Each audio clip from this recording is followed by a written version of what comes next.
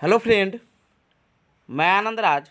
आप सबको भी देखिए, पेपर में एक चीज़ निकला हुआ है कि बिहार में अब नहीं होगी टीईटी यानी बीटेट, अब सीटीईटी यानी सीटेट से बन सकेंगे शिक्षक। देखिए इसका समझिए, समझाते हैं।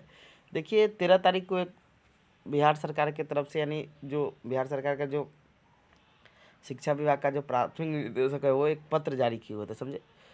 उसमें लिखा हुआ था कि स्पष्ट पत्र में लिखा हुआ था कि अभी क्या होगा कि बीटेट नहीं होगा, समझे। भविष्य में इसकी आवश्यकता होगी तो हो सकता है। तो उसी चीज़ के बारे में लिखा हुआ है कि बिहार में अब नहीं होगी टीईटी, अब सीईटी से बन सकेंगे शिक्षक। लिखा है अब बिहार में टीईटी का आयोजन नहीं होगा, यहाँ भी केंद्र सरकार की तरफ से होने वाले सीटेट से ही सीटेट का जो एग्ज़ाम होता है उसी से क्या बनेंगे, शिक्षक बनेंगे। शिक्षा विभाग ने फिलहाल राज्य में होने वाले टीईटी आयोजित नहीं कराने का फैसला लिया है। शिक्षा विभाग ने तर्क दिया है कि केंद्र सरकार की तरफ से नियमित रूप से सीटेट कराई जा रही है, इसीलिए विभाग को टीईटी कराने की ज़रूरत नहीं है। इस तरह प्रारंभिक स्कूलों के शिक्षकों के लिए प्रस्तावित 7वें चरण के शिक्षक नियोजन में अब तक टीईटी और सीईटी पास अभ्यर्थी ही पात्र माने जाएंगे। यानी जो 17 में जो बीटेट हुआ था, तो देखिए बीटेट, देखिए नियम है आपका, एनसीटी में ये चीज़ लिखा हुआ है कि जब भी टीचर बहाली आएगा उससे पहले क्या होगा, बीटेट होगा। लेकिन सरकार, देखिए सरकार जो चीज़ चाहेगा वही होता है, समझे। तो वही चीज़ है। तो सरकार का जो कल 13 तारीख को जो परसों पत्र निकला था उसमें लिखा हुआ था कि वर्तमान आवश्यकता में अभी टीईटी नहीं होगा, भविष्य में इसकी आवश्यकता पड़े तो क्या होगा कि टीईटी, यानी कहने का मतलब क्या हुआ कि बीटेट हो सकता है, समझे। अब लिखा हुआ है कि विभाग का क्या तर्क है कि प्राथमिक शिक्षा निदेशक रवि प्रकाश की तरफ से जारी आधिकारिक पत्र में बताया गया है कि भविष्य में आवश्यकता आधारित शिक्षक पात्रता परीक्षा आयोजित कराने पर शिक्षा विभाग विचार कर सकता है। यानी भविष्य में जब इसकी आवश्यकता पड़ेगी तो इस पर क्या करेगा, विचार। लेकिन अभी इस पर कोई नहीं होने का निर्णय लिया गया है, समझे।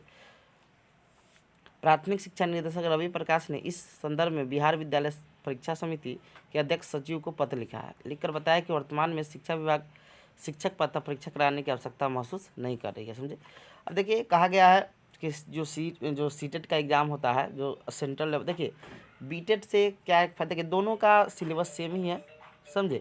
बीटेट में क्या होता है, एक क्षेत्रीय लैंग्वेज होता है। क्षेत्रीय लैंग्वेज कहने का मतलब क्या है, उसमें आप भोजपुरी ये सब ले सकते हैं, लेकिन सीटेट में भोजपुरी नहीं ले सकते। वहाँ पर आपको इंग्लिश, संस्कृत, हिंदी यही सब लेना होगा। यहाँ पर देखिए एक फ़ायदा बीटेट में होता है कि भोजपुरी ले सकते हैं। तो इसमें जो लैंग्वेज टू होता है ना, इसे 150 नंबर का आपका एग्ज़ाम होता है।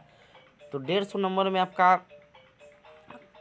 3 तो आप जानते हैं मेन सब्जेक्ट होता है, जिसमें सीडीपी होता है, फिर ईवीएस मैथ होता है, फिर 2 पेपर लैंग्वेज का होता है। एक पेपर हिंदी सब लोग लेते हैं सीटेट में भी, या आपको बिहार टेट हो उसमें भी पहला पेपर हिंदी लेंगे। अब दूसरा पेपर में हो जाता है कि सीटेट में तो आप भोजपुरी नहीं ले सकते, वहाँ पर इंग्लिश लीजिए, ना तो संस्कृत लीजिए। बिहार के बच्चा के लिए तो उर्दू, जो मुस्लिम समुदाय है वो उर्दू लेते हैं।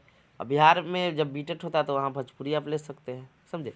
तो एक ये फ़ायदा हो जाए, मैथिली भी ले सकते हैं। तो कहने का मतलब क्या हुआ कि बीटेट में एक फ़ायदा ये हो जाता है, समझे।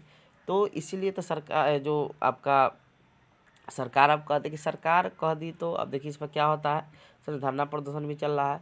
तो बिहार में बीटेट तो नियम है कि हर बहाली आए उससे पहले बीटेट होना चाहिए, समझे।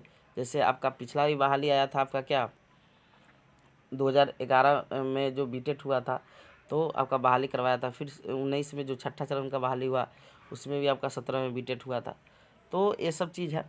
तो देखिए अब क्या होता है।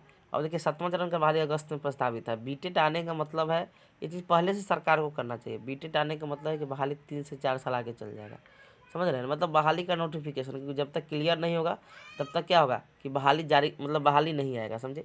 तो देखिए अब क्या होता है, अब सरकार का क्या निर्णय है, समझे। Thank you.